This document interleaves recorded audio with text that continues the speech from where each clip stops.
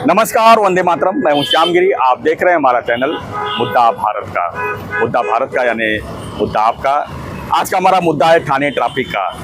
इस समय मैं खड़ा हूं थाने के माजीवाड़ा इलाके में। यहाँ पर जो है साकेत का ब्रिज बन रहा है और साकेत का ब्रिज कितना इम्पोर्टेंट है इसी से आप अंदाज़ा लगा सकते हैं कि यहाँ पर जब ट्रैफिक जाम होता है तो पूरे थाने को प्रभावित करता है, यानी पूरा थाना शहर जो है ट्रैफिक जाम हो जाता है। चाहे घोड़बंदर रोड हो, चाहे नासिक हाईवे रोड हो, चाहे इंटरनल थाने का रोड हो। इस ब्रिज की वजह से काफ़ी परेशानी लोग सालों से झेल रहे हैं। और सबसे बड़ी खासियत है 2015 में माजीवाड़ा से वड़पे के बीच मुख्यमंत्री देवेंद्र फडणवीस ने इस मार्ग का जो है वाइडनिंग के लिए भूमि पूजन किया था। आज 10 साल हो गए हैं, लेकिन आज स्थिति वैसे ही भयानक बनी हुई है, यानी कि समृद्धि मार्ग बन गया है। आप यकीन नहीं मानेंगे, हम कल ही शिरडी गए थे।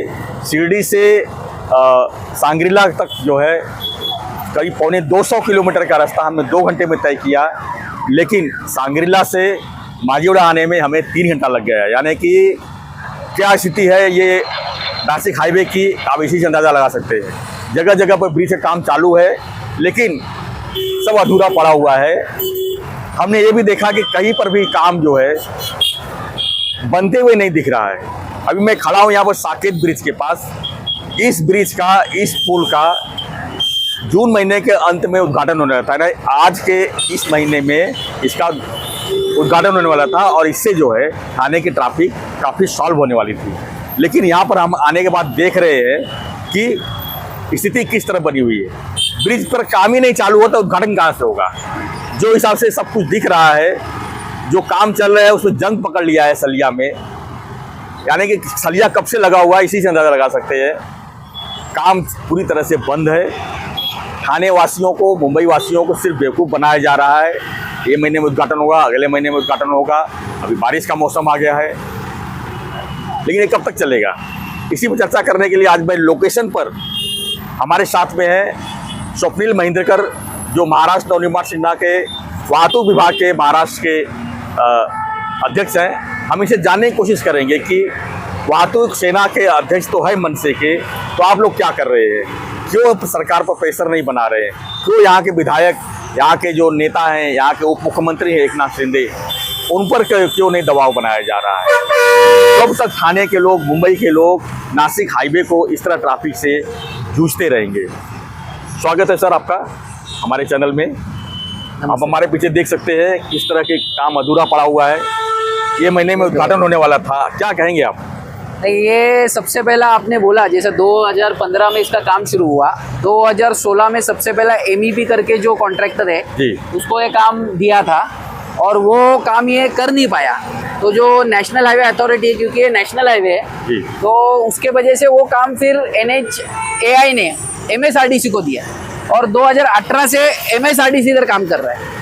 आज ये काम 5 साल में होने वाला था। ये काम की तभी लागत करीब से करीब 1200 करोड़ रुपए की थी, पर आज कम से कम वो मेरे ख्याल से तो 1500 करोड़ के ऊपर चली गई। 2600 करोड़। हाँ, 2600 करोड़। तो अभी आप अगर देखते रहोगे तो ये जो आपको सीधा ट्रैफिक दिख रहा है, तो इसका ट्रैफिक का जो इम्पैक्ट है वो पूरे थाने सिटी में नहीं, वो MMR रीजन में होता है। जी, बिल्कुल। क्योंकि आप देखोगे तो जो आपका गुजरात हाईवे का कनेक्टर है अंजूर फाटे का, वो मानकोली तक आता है। तो उधर भी कॉमन रास्ता, जो रोड बराबर नहीं है, उसके वजह से इधर आने के वजह से वो ट्रैफिक होता है।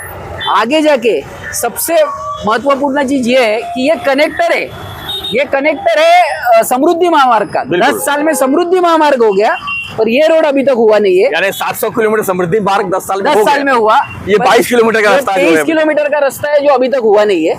और मेरे को जो लग रहा है इसमें कि सबसे पहली बात तो प्रोजेक्ट का जो कॉस्ट है वो बढ़ाया गया हुआ है। प्रोजेक्ट वैसे की वैसी है। और आप आज देखोगे ये पैराफिट वॉल का ये जो आपको सलिया दिख रहा है, इसको इपॉक्सी पेंट करना चाहिए था, और ये मतलब कितने निचले दर्जे का काम हो रहा है वो आपको सामने दिख जाएगा।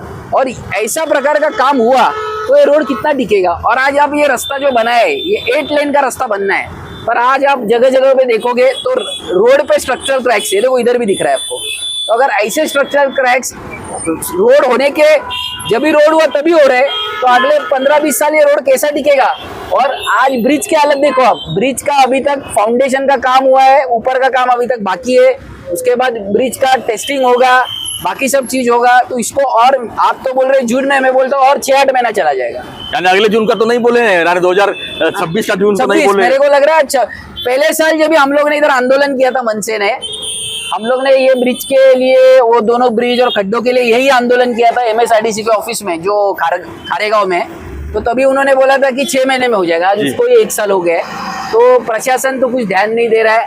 और सबसे महत्वपूर्ण चीज ये है कि नेशनल हाईवे अथॉरिटी क्या कर रहा है, उनका जो प्रोजेक्ट इंचार्ज है वो क्या सोया हुआ है क्या? MSRDC पे क्यों नहीं दबाव बन रहा है? या MSRDC और NHAI के अधिकारी आपस में मिले हुए हैं?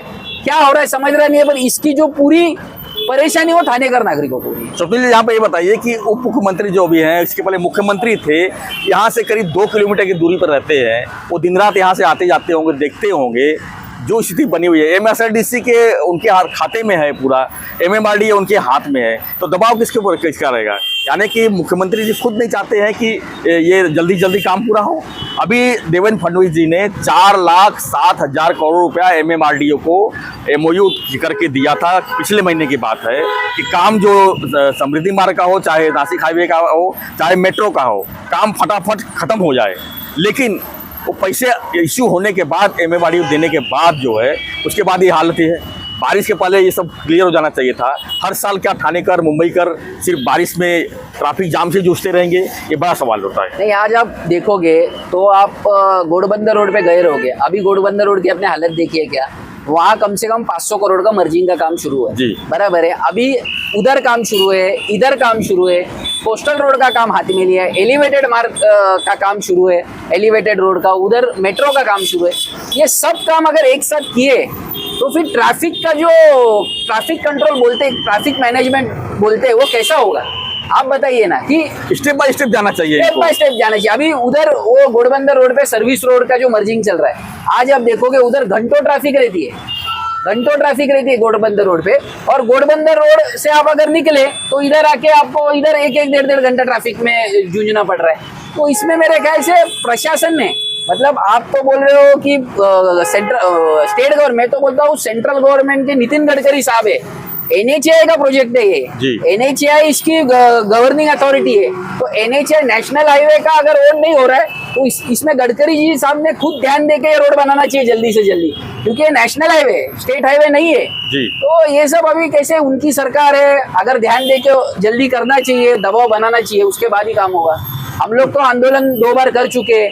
अभी हम लोग आंदोलन कर सकते हैं, लोगों के बीच में ला सकते हैं, सरकार को इस बारे में बता सकते हैं और उसका निषेध कर सकते हैं, और हमारे हाथ में तो कुछ नहीं है। तो क्या लगता है, आपको कुछ आश्वासन तो मिला होगा मनसे को, जब आंदोलन किए 2-2 बार 3-3 बार, क्या हम लोग ने जब इसके पहले आंदोलन किया था तब ये रास्ते पे अराउंड 500 खड्डे थे जी। वो खड्डे तभी मास्टिक से भरे गए थे और उन्होंने तभी बोला था कि ब्रिज का काम है वो 6 महीने में होगा। अभी उसको साल भर हुआ है, अभी तक ब्रिज का काम हुआ नहीं है। तो हम लोग अभी इस पूरे इसका जानकारी लेने के लिए MSRDC को हम लोग ने लेटर भी दिया हुआ है और आगे हम इसका जो भी है वो फॉलोअप करेंगे। धन्यवाद स्वप्निल जी। तो ये थे स्वप्निल महेंद्रकर जी, जो महाराष्ट्र नवनिर्माण सेना के वाहतूक विभाग के शहर अध्यक्ष हैं। तो हम जानने की यही कोशिश कर रहे थे कि जो इतना इम्पोर्टेंट जो ये साकेत ब्रिज है, ठाणे का साकेत ब्रिज, जिसकी वजह से पूरे ठाणे नहीं पूरे मेमारा इलाके में ट्रैफिक जाम होता है, आखिर में प्रशासन की तरफ से ये दावे किए गए थे। MSRDC ने खुद कहा था कि जून के आखिरी में साकेत ब्रिज ओपनिंग हो जाएगा और नवंबर या दिसंबर तक जो है खारेगांव का जो ब्रिज है वो उसका ओपनिंग हो जाएगा। यानी कि दोनों ब्रिज अगर ओपनिंग हो गए तो ठाणे नासिक हाईवे का बहुत हद तक जो है ट्रैफिक कंट्रोलिंग सुधर सकता है। लेकिन आज स्थिति जैसे का तैसे है। सबसे बड़ी बात है कि यहाँ पर काम होते हुए कुछ नहीं दिख रहा है। इसमें बारिश नहीं हो रही है, काम आसानी से हो सकता था। यहाँ पर कोई वर्कर नहीं है, कोई कॉन्ट्रैक्टर नहीं, सिर्फ वॉचमैन लोग यहाँ पर निगरानी कर रहे हैं, कौन आ रहा है, कौन जा रहा है, कौन क्या कर रहा है। इसके अलावा यहाँ पर कुछ नहीं हो रहा है। इसका मतलब है कि आने वाले समय में कम से कम 1 साल तक तो इसकी स्थिति ऐसे ही रह सकती है। लेकिन अगर मुख्यमंत्री जी, उप मुख्यमंत्री इस पर ध्यान दे तो ये 2 महीने में भी हो सकता है, महीने भर में भी हो सकता है, क्योंकि मैन पावर लगाया जाए, कॉन्ट्रैक्ट इंजीनियर लगाया जाए अच्छे से, तो ये काम जो है ज़्यादा से ज़्यादा 15 से 20 दिन में भी हो सकता है। लेकिन नहीं, करने की इच्छा शक्ति होनी चाहिए। इन्हें तो जो है लोगों को पैसे से ऐश करके लोगों को रुलाने का काम ये सरकार इस समय कर रही है, ऐसा हम कह सकते हैं। तो फ्रेंड्स, आपकी क्या प्रतिक्रिया है? आपके इलाके में भी ट्रैफिक जाम होगा? आपके इलाके में भी ऐसी सरकार की जो है असुविधा होगी? तो हमें कमेंट बॉक्स जरूर लिखिए और बने रहिए ऐसी खबरों के लिए। देखते रहिए हमारा चैनल मुद्दा भारत का। चैनल को लाइक शेयर और सब्सक्राइब जरूर करें। धन्यवाद स्वप्निल जी, धन्यवाद, जय हिंद।